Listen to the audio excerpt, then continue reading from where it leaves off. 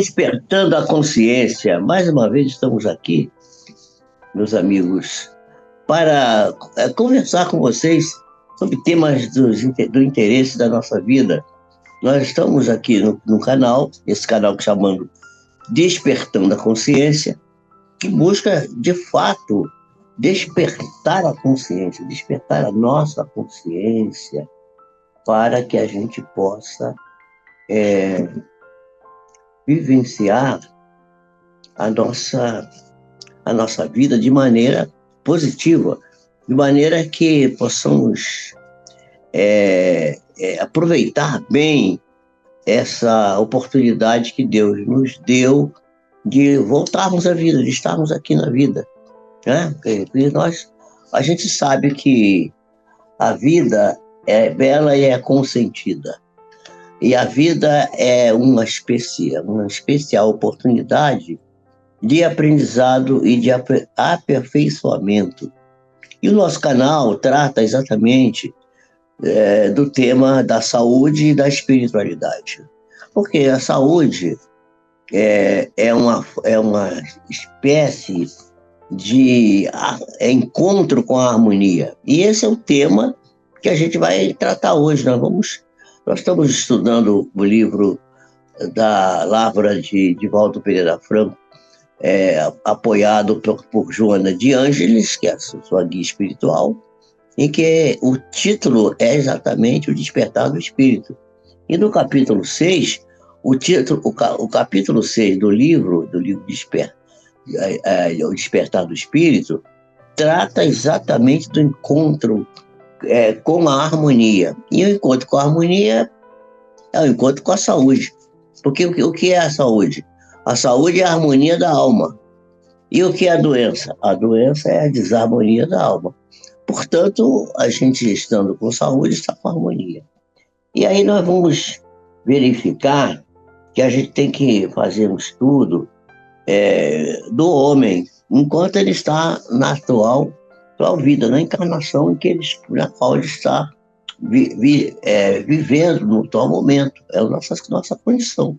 Nós somos seres encarnados, estamos vivendo nesse momento uma experiência espiritual, não é? Passando por momentos de experiências materiais.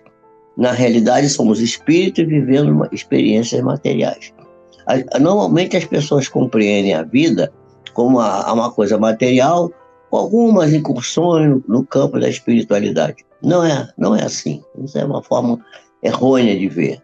A forma correta de ver é que nós somos seres espirituais e vivenciando situações materiais. Essa que é a visão correta para a gente poder entender bem. E a gente vai começar a lembrar que a gente, quando vem para aqui, para a encarnação, a gente nasce criança, né? Então, é a infância que caracteriza duas qualidades importantes do ser humano, que é a inocência e a liberdade. É bem verdade que o espírito já é antigo, ele já viveu muitas encarnações, e o fato de estar na infância não quer dizer que ele seja um espírito novo, ele é um espírito já vivido. Mas a experiência na carne, na infância, ela é uma experiência que serve para reformular os conceitos espirituais que temos da vida. E essa liberdade, essa inocência que caracteriza a infância, ela tem que ser muito bem respeitada e muito bem administrada. E apesar disso que eu acabei de falar, que o espírito é um espírito já com muita experiências anteriores no corpo, o estado da infância é a aquisição do conhecimento novo. E é um momento para a oportunidade para a superação dos conflitos. Conflitos que estão incrustados, estão antigos dentro da criatura, lá no fundo da criatura, né? Nós precisamos reconhecer essa condição de que estamos vivendo uma oportunidade de superação dos conflitos antigos, conflitos que nós fomos adquirindo nas encarnações anteriores. E, e vamos, assim, gradativamente também nos preparando para o esquecimento das experiências malogradas, as experiências mal sucedidas nas nossas andanças anteriores. É evidente que o cérebro, a gente sabe, que o cérebro é o efetor da inteligência, a inteligência do espírito. Mas o cérebro é uma máquina, um instrumento que é voltado para o esquecimento, é para esquecer. O cérebro não é um órgão de lembrar, ele não é, o cérebro não domina a memória, o cérebro é o órgão de esquecer. Você aprende alguma coisa, incorpora e esquece aquilo, e aí vai adiante. Tanto é que para você relembrar de alguma coisa que aprendeu, você precisa repetir, repetir, repetir, até que você, vamos dizer assim, inscreve essa informação no seu perispírito, na sua memória. E a memória está fora do cérebro, embora o cérebro seja efetor também da memória. Né? Então, né, nessa fase da infância, o processo da reencarnação se faz com muita profundidade, a gente vai encarnando devagar. A criança só está completamente encarnada com 7 anos de idade. Antes de 7 anos, ela ainda está meia desencarnada. Quer dizer, é um ser interexistente. O que é interexistente? É um ser que está com o pé na espiritualidade e com o pé na materialidade. Né? Então, muitas lembranças estão na mente da criatura, nebulosas, a criança lembra de. E a área do inconsciente, às vezes, se mostra evidente, mas nem sempre, né? E lentamente vão se apagando essas memórias anteriores, vão se apagando, a fim de que a gente possa, vamos dizer assim, conquistar novos e valiosos conceitos, novos e valiosos recursos de autoconhecimento, tanto do ponto de vista moral, quanto do ponto de vista intelectual. Essa que é a questão. No período infantil, por isso mesmo, vai se instalar na alma humana, né, os pródromos dos futuros conflitos que vão aturdir a criatura humana. A criatura adulta está sempre cheia de conflitos. Né? As diferentes etapas do desenvolvimento psicológico vão se formando com o desenvolvimento, passando da infância para a idade adulta, né? Vai manifestando a verdadeira afetividade, o respeito pelo ser, a informação, que às vezes, na infância, esse respeito e essa afetividade que deve ser expressada para a criança que está no processo evolutivo, nem sempre são manifestados. Às vezes a criança é tratada com desrespeito e é tratada com ódio, sem afetividade, vamos dizer assim, né? Porque o homem é o herdeiro das suas próprias realizações. Ninguém vai usar a realização do outro. Aquilo que você tem é aquilo que você construiu para você. Você só tem aquilo que você próprio construiu para você mesmo. Né? E o eu superior, quer dizer, o espírito, renasce em estruturas sociais que são compatíveis com os seus méritos. Né? São situações sociais, econômicas, orgânicas, psíquicas, a que a pessoa fez jus diante dos soberanos códigos da divina providência e da divina justiça, que vai conceder ao indivíduo aquilo que lhe é merecido. Né? A verdadeira justiça, o que é a justiça? Justiça é exatamente dar à criatura aquilo que lhe é devido. Né? Então, essa é em face esse merecimento, ele nasce em face do comportamento vivenciado nas experiências anteriores. Tá? Então, desde o momento que a pessoa mergulha na carne, a pessoa começa a sua vivência aqui, né, esses fluidos mais pesados nos quais nós vamos viver, o corpo físico está numa atmosfera pesada, que é diferente da atmosfera do ser espiritual, vai dar curso ao restabelecimento do equilíbrio que talvez em outras experiências ficou descompensado. Então, é um momento de tentar compensar, de tentar ajustar desajustes que vieram das vidas anteriores, né? E a pouco e pouco, o indivíduo vai encontrar ou reencontrar com o grupo familiar, vai encontrar com aquelas pessoas com quem ela já conviveu, e a qual deverá construir a harmonia pessoal, e a harmonia do clã no qual está introduzido. E isso produz injunções que predispõem a criatura tanto ao êxito, ao sucesso, quanto ao fracasso. Você pode dar certo e pode dar errado também. Conforme esteja a consciência leve ou pesada das coisas morais pelas quais se sente responsável. Isso ninguém foge da própria consciência. A consciência é um juiz implacável que cobra da gente o tempo inteiro aquilo que devemos fazer. Por isso, a pessoa que nessa fase da infância e da adolescência, etc., ela se dispõe de um largo período, né? É um período, a infância do ser humano é a maior infância do reino animal. A infância do cachorrinho, de um gatinho, de um passarinho é muito curta, é muito pequena. E a infância do ser humano é muito ampla, muito grande. Por quê? Porque precisa de um espaço de tempo a fim de que possam se fixar os fatores que possam servir para transformar em condições apropriadas a existência corporal, a nova vivência, a nova moralidade, a nova intelectualidade que está se formando ali. Né? Quando a pessoa renasce num ninho de amor, de fraternidade, de entendimento, de paz, a coisa fica fácil. Aí vai bem, desenvolve bem, e vai se estruturando perspectivas de vitória, de triunfo, certamente, né?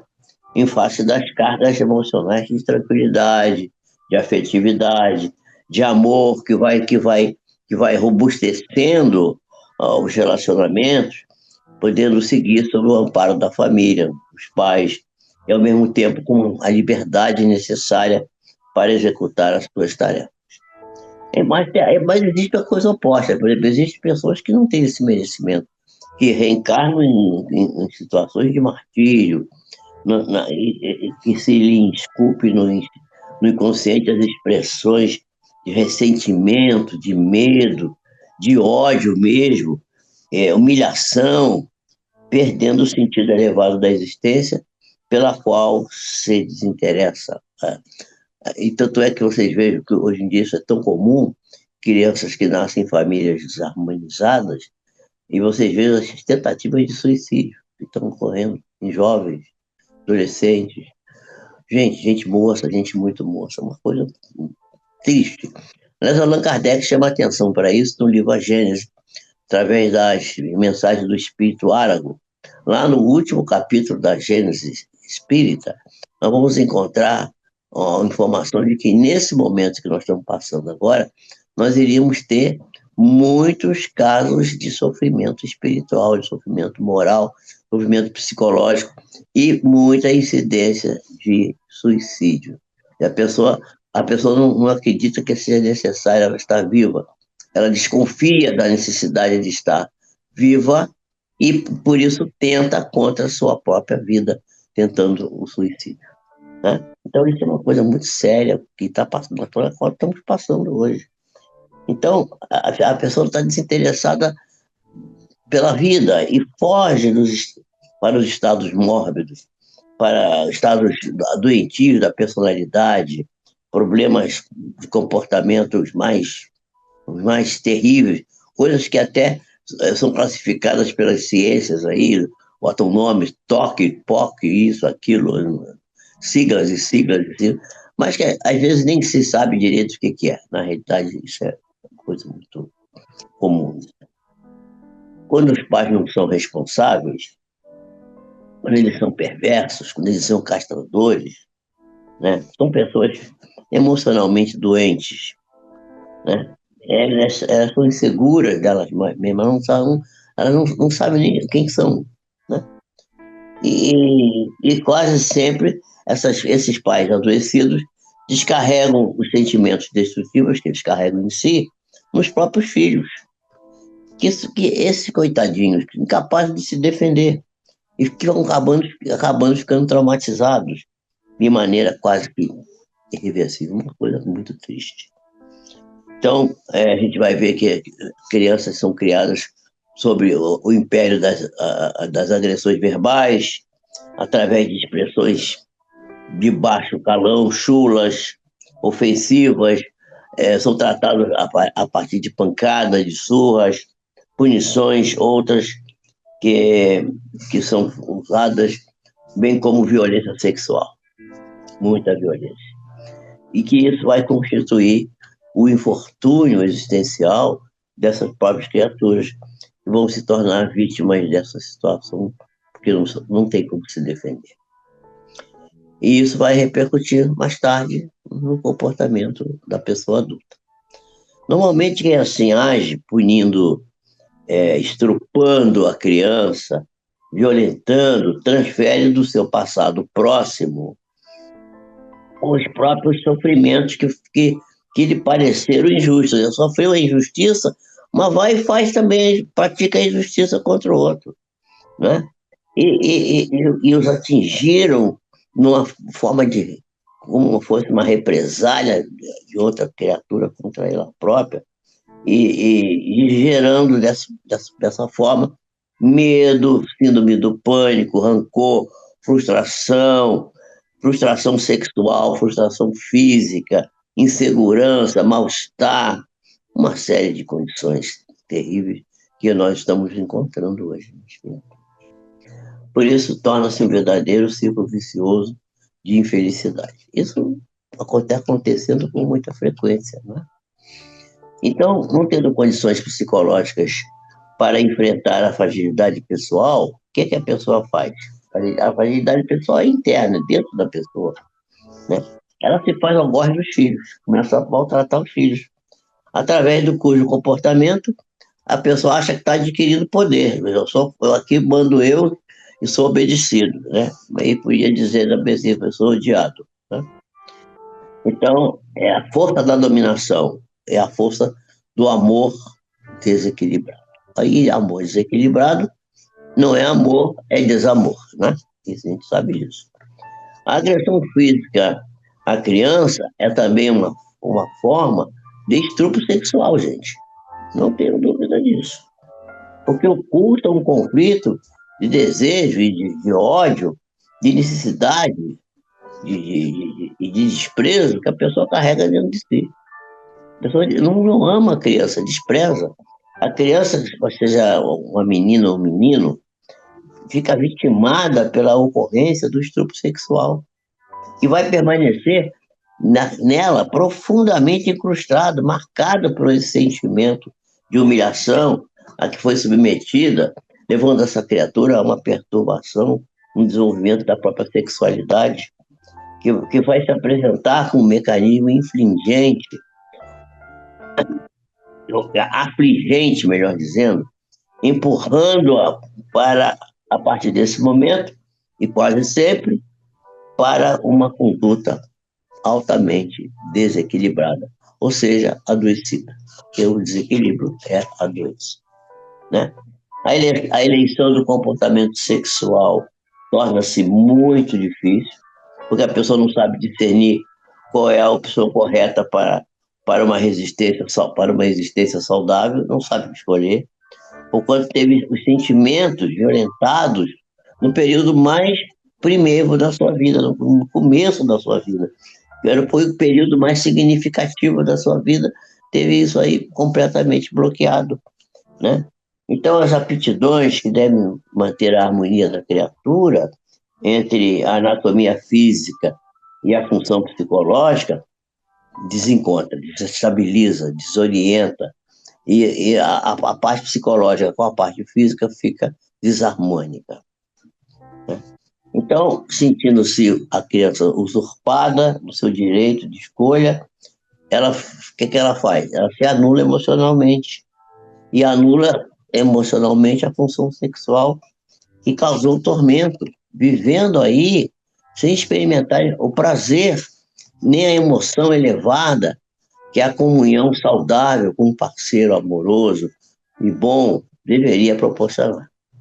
Então, daí a gente vai ver casais que se amam até e que não dão certo, acabam brigando, desentendendo, e as separações também são muito frequentes. O sentimento de vergonha sempre vai estar presente nessas criaturas, assinalando o seu desenvolvimento e conspirando contra o seu equilíbrio emocional. E falta de equilíbrio emocional, a gente volta a dizer, é igual a doença. Né? Então, somente através de um trabalho de psicoterapia muito bem cuidado, muito cuidadosa, um profissional competente, amoroso, cuidadoso, estudioso, vai levar a fazer a criatura retornar para o equilíbrio. E o primeiro passo que a pessoa tem que dar é o passo do perdão. Perdoar os seus algozes do passado e perdoar a si própria. Perdoar seus próprios erros, né? Quer dizer, sem a pessoa fazer isso, ela não vai conseguir fazer a sua recuperação. E aí o perdão vai desempenhar um papel preponderante e essencial na vida dessa criatura, que vai, através do perdão, quer dizer, a terapia do perdão, ela vai conseguir, vamos dizer assim, restabelecer a integridade da sua individualidade, reajustando-se agora na nova personalidade, que é a condição encarnada, não é? A personalidade, a individualidade é o ser espiritual e a personalidade é o ser material, quer dizer, o ser espiritual que está encarnado. Então, a personalidade que ficou fissurada pelos maus tratos da infância, ela vai, e pelos golpes de agressão sofrida, vai tendendo a se restabelecer, a se equilibrar.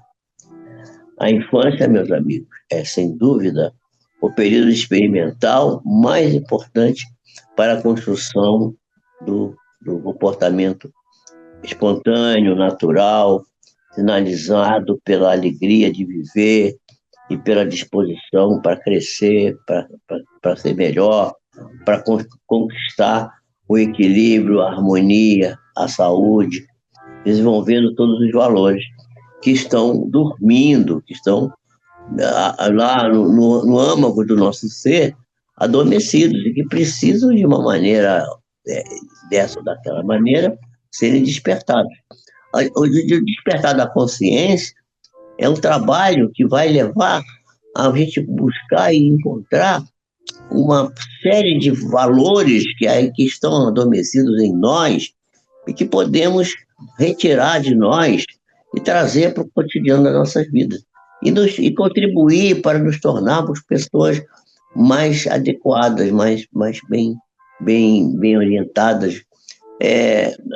Viktor Frankl vai escrever um livro chamado um livro que ele vai escrever, o Viktor Frankl, ele vai escrever um livro que é um livro fantástico, que é sobre a questão da existencial, né? A necessidade da gente ter o equilíbrio existencial.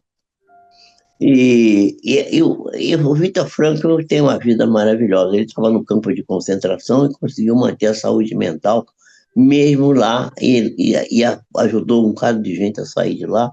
E quando ele saiu do campo de concentração, acho que foi Auschwitz que ele esteve, ele vai trazer essa contribuição fantástica para a psicologia moderna, a psiquiatria moderna.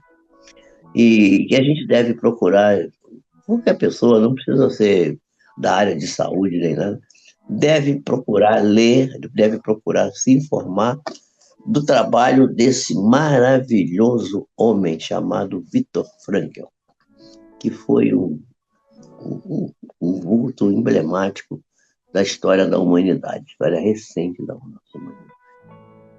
Então, aí está a nossa contribuição de hoje, né?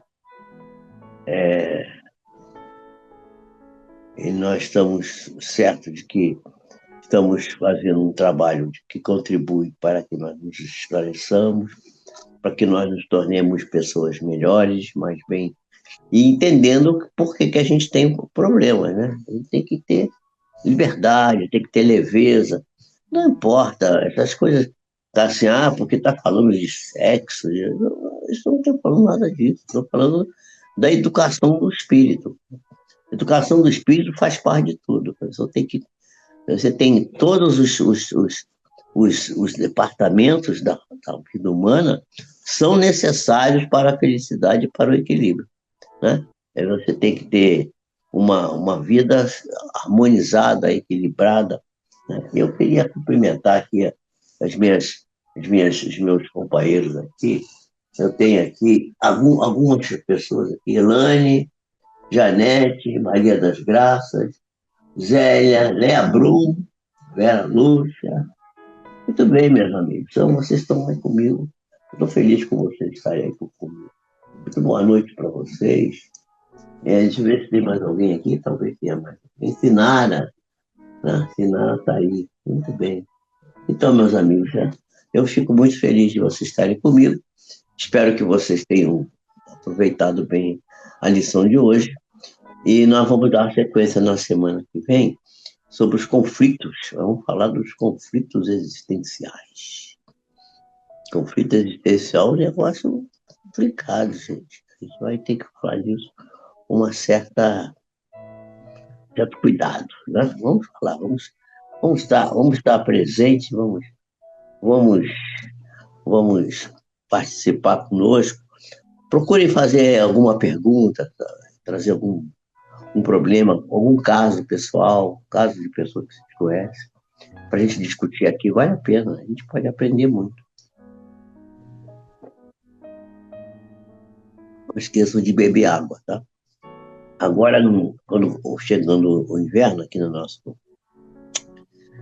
região, né? Estamos indo a caminho do inverno, saímos daquele calorão, hoje está até bem quente aqui, mas a gente saindo desse tempo muito quente, a gente tende agora a não tomar tanta água, tomar menos água. E aí começam a aparecer os problemas dos cálculos renais, os cálculos biliares, a falta da água dá uma série de alterações metabólicas na criatura. Como nós estamos estudando essa parte também, e já terça-feira temos feito uns estudos mais científicos dessa parte, mais médicos propriamente ditos.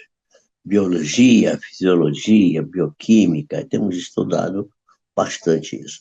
E nós vamos continuar dando sequência. Terça-feira eu espero vocês para a gente estudar. E eu espero que vocês também tragam suas dificuldades. Quem tiver, por exemplo, um exame que não deu muito bom lá e tal, tá, manda para cá que a gente também pode conversar a respeito, pode dar alguma orientação. Quem sabe se não vai interessar para vocês fazer. Aqui tem algumas pessoas que são minhas clientes, mas tem pessoas que não são. Aí essas que não são podem fazer perguntas também, pode trazer questionamentos. Quem sabe a gente pode ajudar alguma coisa. Mas sempre há de conseguir ter sucesso. Sempre as coisas que a gente procura. Quando a gente persiste na busca do sucesso, na busca da solução do problema, sempre vai haver solução. Não tenho dúvida disso. Eu estou convencido disso. E que Jesus nos abençoe, nos ampare, nos proteja. Que Deus tenha compaixão das nossas defecções, dos nossos erros, e que nós possamos estar sempre juntos, porque estando juntos, nós estamos protegidos pela própria condição de estar junto. Porque a forma de amar a Deus, principalmente, é através do símbolo da cruz. No caso, nós somos cristãos. E o símbolo da cruz tem dois vertentes. Nós temos uma trave vertical da cruz, né, que aponta para o alto e fica-se na terra. Você está bem plantado na terra e está apontando para o alto, buscando o Criador. E tem o braço horizontal. E o braço horizontal é como se fosse um braço abrindo e abraçando todas as criaturas. E a forma de abraçar as criaturas, de abraçar os irmãos que estão caminhando junto conosco, é uma forma também de amar a Deus. Por isso que Jesus falou que amar a Deus sobre todas as coisas e ao próximo como a si mesmo, que nisso estariam reduzido todas as leis e os profetas. E tudo que a gente precisa é amar a Deus sobre todas as coisas e amar ao próximo como a si próprio, amar ao próximo como Jesus amou. Se a gente conseguir, não vou dizer conseguir fazer isso, mas pelo menos tentar fazer isso, né? Isso vai ser muito bom, né? Então vocês fiquem com Deus, Deus abençoe vocês e fiquemos todos muito alegres e felizes por estarmos vivos e andando, por estarmos compartilhando. Compartilhem nossos conteúdos, chamem outras pessoas, passam para os seus amigos aí, compartilha os nossos, os nossos vídeos. Isso é de grande interesse para muita gente. Eu tenho visto algumas pessoas, tenho encontrado na rua, pessoas que dizem assim, eu vi sua live, que maravilha, gostei tanto. Eu falei assim, mas não sei não, quem é você? Aí não sei nem o nome da pessoa. Pô, tá bom, entra lá, fala para seu nome e tal, se inscreve no canal. Mas as pessoas parece que não gostam de escrever, não sei. Aí não aparece, mas eu encontro na rua, até no mercado. Outro dia estava no mercado, veio uma moça assim, o senhor é o doutor Jorge Pio, né? Eu tenho visto suas lives, eu gostei muito. Eu falei assim, como é seu nome? Aí ela falou lá, não me lembro mais, que era Lívia. Eu sou a Lívia e tá, muito bem, Lívia. Né? Onde é que você vai aparecer lá? Eu estou sempre vendo, mas eu não boto meu nome lá, não, o primeiro. Dá boa noite, pelo menos, pra gente, né? Se inscreve no canal, dá boa noite pra gente aí, a gente responde. Então, para a gente poder ver se esse canal cresce mais, a gente compartilha mais e a gente segue adiante. Jesus nos abençoe, nos proteja, nos ampare e nos faça seres melhores hoje do que fomos ontem e amanhã melhor do que estamos hoje. Que assim seja. Boa noite.